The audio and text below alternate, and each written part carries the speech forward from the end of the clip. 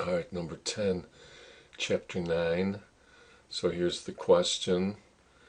Here's the scatter plot. We can see the scatter plot, moderate, negative, linear, has some outliers, especially here.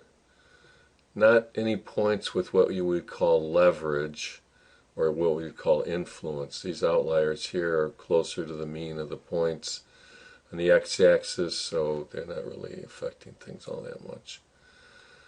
Okay, here now we can see it's error in nautical miles versus years since 1970. So the errors, this is 24-hour tracking errors, and so the 24-hour tracking errors in nautical miles have been going down, and the data has been collected since 1970. So its dependent variable is error, and the explanatory variable is years since 1970. So the y-intercept is 292.089, and the slope, b, so that's b sub 0, and b sub 1 is negative 5.22924, so we can see right here.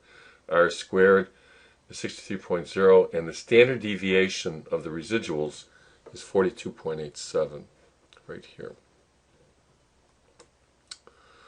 So what does it mean as a slope? For each increase in 1 year since 1970, the estimated 24-hour tracking errors decreases by 5.23 nautical miles.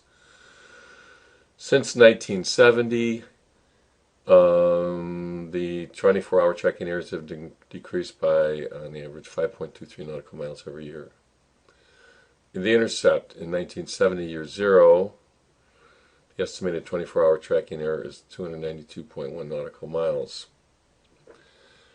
B, what is the meaning of the standard? I don't have that question in there. What is the meaning of the standard deviation of the residuals? S sub E. Residuals based on this model have a standard deviation of 42.87 nautical miles. C, will the center reach a goal of 125 miles of error in 2009? Well, here's the model. Estimated error equals 292.089 minus 522.924 times year minus 1970. Estimated error equals 292.089 minus 522.924 times 2009 minus 1970 is 39.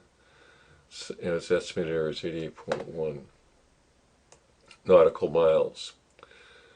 The model predicts considerably lower than 125 miles. Also, the model reaches 125 miles of error, estimated by 2005.